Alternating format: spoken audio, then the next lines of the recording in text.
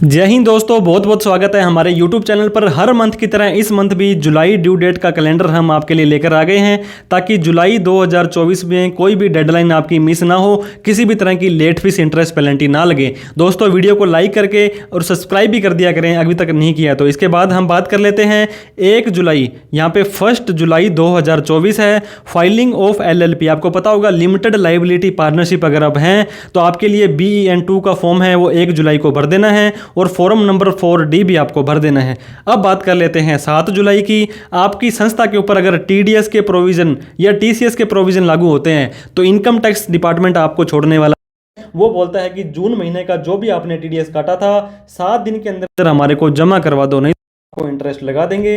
इसके बाद में GSTR की बात कर लेते हैं।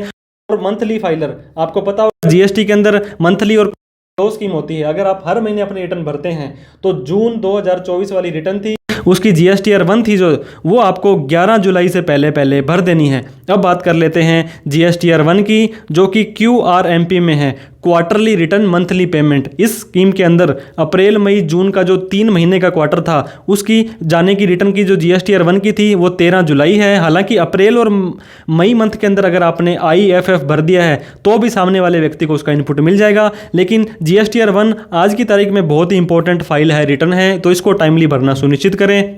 इसके बाद में दोस्तों TCS की रिटर्न आपको भरनी है 27EQ अप्रैल मई जून 2024 की। हालांकि ये डेट एक्सटेंड होकर के 30/9/2024 हो गई है। इसके बाद में अगर आपकी संस्था प्रोविडेंट फंड PF और ESI एम्प्लॉय स्टेट इंश्योरेंस लागू होता है और उनका अगर आप काटते हैं तो जून 2024 में जो भी आपने उनका PF काटा था 15 जुलाई 2024 से पहले पहले आपको PF डिपार्टमेंट के खाते में जमा करवा देना है। अब बात कर लेते हैं 18 जुलाई को। आपको पता होगा GST 2 तरह की होती है, एक तो होती है रेगुलर जो हमने बात की थी 3B की या 1 की, और एक होती है कॉम्पोजिशन। कॉम्पोजिशन में ज़्यादा झंझट नहीं होता है, मोस्ट ऑफ द केसेज में आपको अपनी सेल का 1% नेट प्रॉफिट डिक्लेयर करना होता है। तो इसके लिए आपको क्या करना पड़ेगा, CMP 08 की, ये आप रिटर्न नहीं बोल सकते हैं, ये एक तरह का एक फॉर्म होता है, इस फॉर्म को आपको भरना पड़ेगा।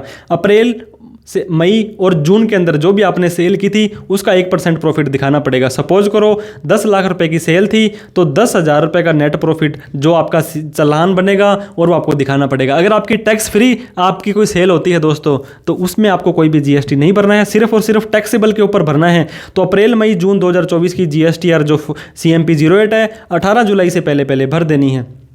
बात कर लेते हैं दोस्तों 20 जुलाई की। GSTR 3B, आपको पता होगा आप एक मंथली फाइलर हैं तो GSTR 1 तो आपको भरनी है, 3B के अंदर आपका टैक्स भी भरना है। तो जून 2024 की दोस्तों जो आपकी 3B थी वो आपको 20 जुलाई से पहले पहले भर देनी है। इसके बाद में QRMP के अंदर भी 2 कैटेगरी में लोगों को बांट दिया है। एक तो साउथ इंडिया वाले हैं जो साउथ स्टेट में हैं, उनकी अप्रैल मई जून की जो 3B की डेट है वो 22 जुलाई है, और वहीं पर दोस्तों नॉर्थ इंडिया वाले हैं उनकी 24 जुलाई है, उनको 2 दिन और एक्स्ट्रा दे दिए हैं। तो अगर आप QRMP के अंदर हैं तो या तो 22 जुलाई या 24 जुलाई से पहले पहले GSTR 3B की रिटर्न प्लीज़ भर दें, नहीं तो आपकी 50 रुपये पर डे के हिसाब से आपको पेनल्टी लेट फीस देनी पड़ जाएगी। अब बात कर लेते हैं 30 जुलाई की। TDS payment form 26QB property का, 26QC रेंट का, 26QD कॉन्ट्रैक्टर पेमेंट का, जो जून महीने का जो भी TDS था उसकी पेमेंट आपको 30 से पहले पहले कर देनी है।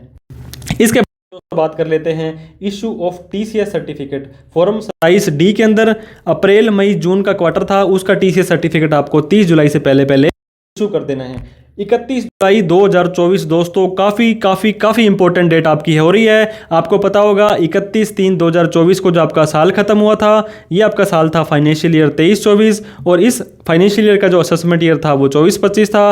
अगर आपके ऊपर टैक्स ऑडिट एप्लीकेबल नहीं होती है, मतलब 1 करोड़ से कम सेल है या 50 लाख से कम की सर्विस है, तो अगर आप एक इंडिविजुअल हैं, नॉन कॉरपोरेट हैं, तो आपको ऑडिट नहीं हो रही है तो आपको ITR इनकम टैक्स रिटर्न है आपकी दोस्तों वो आपको 31 जुलाई से पहले पहले भर देनी है। हालांकि 31 जुलाई तक आप नहीं भर पाते हैं अपनी ITR तो आपके पास एक मौका और होगा 31 दिसंबर तक भरने का, लेकिन यहाँ पे आपको या तो 1,000 रुपये या 5,000 रुपये की की लेट फीस देनी पड़ जाएगी और बहुत सारे नुकसान आपको देखने को मिलेंगे, जैसे कि आप लॉस कैरी फॉरवर्ड नहीं कर पाएंगे, आप ओल्ड टैक्स रिजाइम में नहीं जा पाएंगे और आपको एक्स्ट्रा ब्याज देना पड़ेगा। बहुत सारे नुकसान आपको होने वाले हैं। तो ITR 31 जुलाई 2024 से पहले भर दें। इसके बाद में TDS की return form 24Q, 26Q, 27Q अप्रैल, मई, जून की 31 जुलाई से पहले आपको भर देनी है।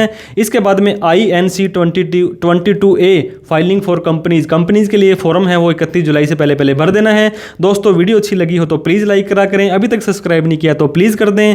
इस वीडियो को उन सभी लोगों में शेयर करें जो ड्यू डेट को लेकर के टेंशन में रहते हैं। और कोई डाउट, क्वेरी, क्वेश्चन हो, किसी भी तरह की हेल्प चाहिए हो तो आप हमें कमेंट कर सकते हैं। वीडियो देखने के लिए बहुत बहुत धन्यवाद आपका। Thank you so much. जय हिंद, जय भारत।